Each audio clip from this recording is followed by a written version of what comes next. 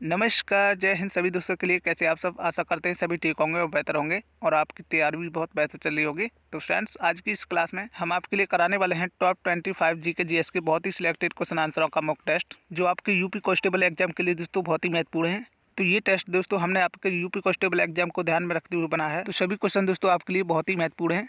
तो देखना ये है दोस्तों कि आप इन 35 क्वेश्चनों में से कितने क्वेश्चन का बिल्कुल सही आंसर कर पाते हैं। तो फ्रेंड्स, अगर आप यूपी कांस्टेबल में एक सीट पक्की करना चाहते हैं तो हो जाइए तैयार। तो आज का पहला क्वेश्चन है फ्रेंड्स, कोलकाता में हावड़ा ब्रिज किस नदी पर बनाया गया है? तो चलिए सही आंसर कीजिए। तो प्रत्येक क्वेश्चन के लिए मिलने वाले हैं आपके लिए 5 सेकंड। बताइए सही आंसर क्या हो जाएगा। तो ये बना है फ्रेंड्स हुगली नदी पर। चलिए अगले क्वेश्चन का आंसर करें। राष्ट्रीय वन अनुसंधान केंद्र कहाँ स्थित है? तो मोस्ट इंपॉर्टेंट क्वेश्चन है फ्रेंड्स, बताइए। ऑप्शन है आपके देहरादून, मुरादाबाद, नागपुर या कानपुर में। कौन सा ऑप्शन लॉक करोगे? तो ये है फ्रेंड्स देहरादून में। चलिए अगले क्वेश्चन का आंसर करिए। क्षेत्रफल की दृष्टि से भारत का सबसे बड़ा राज्य कौन सा है? और दोस्तों, क्षेत्रफल की दृष्टि से भारत का सबसे छोटा राज्य पूछा जाए तो वो गोवा है, याद रखेंगे।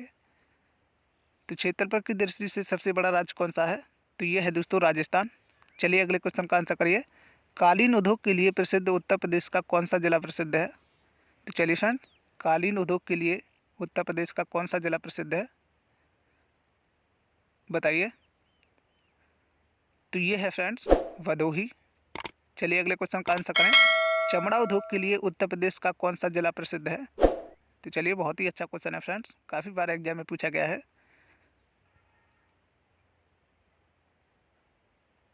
तो ये है फ्रेंड्स कानपुर और आगरा, ऑप्शन सी। चलिए अगले क्वेश्चन का आंसर करें। रिजर्व बैंक ऑफ इंडिया की स्थापना कब हुई थी? तो चलिए बताइए।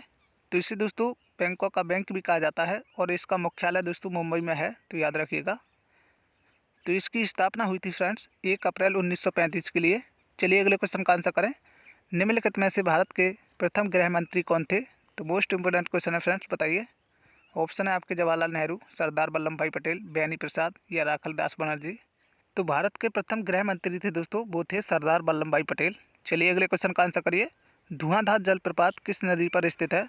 चलिए, बड़ा ही अच्छा क्वेश्चन है फ्रेंड्स, बताइए सही आंसर क्या हो जाएगा।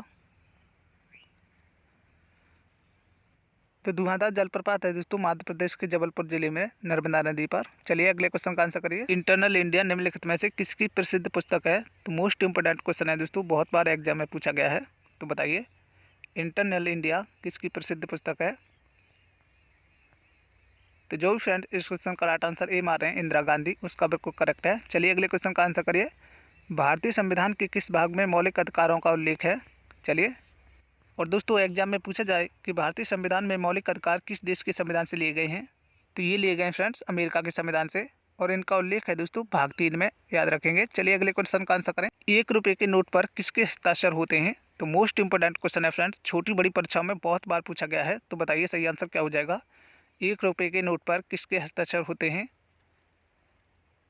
तो ये होते हैं फ्रेंड्स वित्त सचिव के, याद रखेंगे। अगले क्वेश्चन का आंसर करिए। भूटान का राष्ट्र खेल निम्नलिखित में से कौन सा है?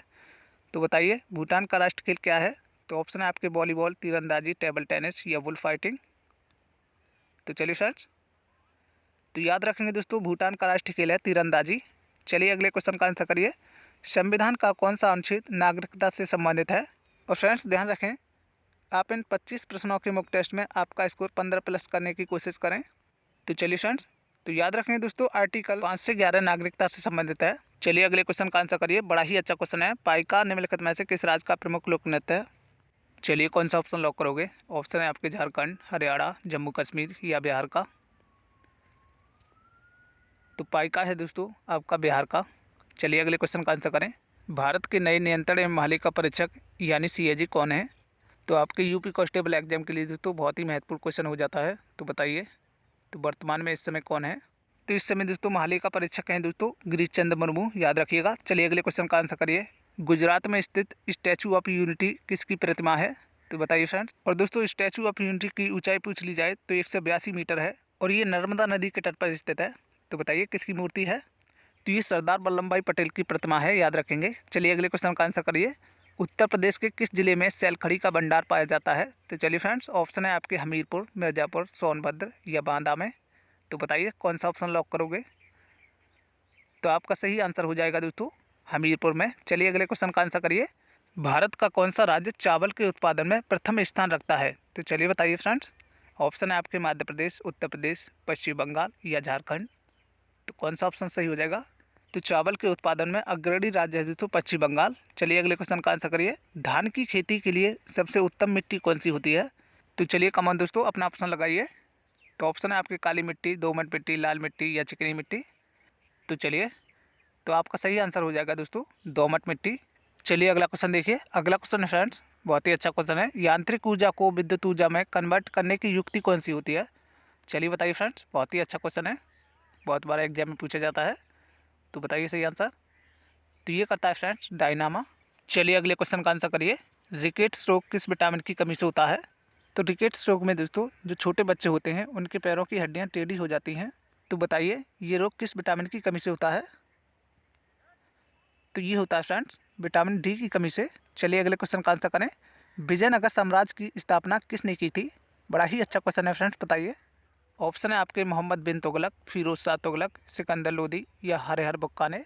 तो विजयनगर साम्राज्य की स्थापना की थी फ्रेंड्स हरिहर और बुक्का नाम के दो भाइयों ने। चलिए अगले क्वेश्चन का आंसर करिए। भारत में सबसे अधिक कोयला का उत्पादन करने वाला राज्य कौन सा है? तो चलिए फ्रेंड्स, ऑप्शन है आपके झारखंड, उड़ीसा, महाराष्ट्र या पश्चिम बंगाल। चलिए कौन सा ऑप्शन लॉक करोगे?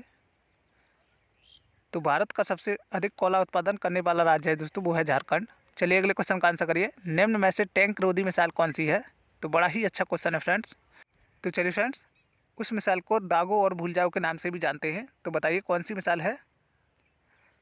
तो आपका सही आंसर हो जाएगा दोस्तों नाग एंटी टैंक मिसाइल। चलिए अगले क्वेश्चन का आंसर करिए।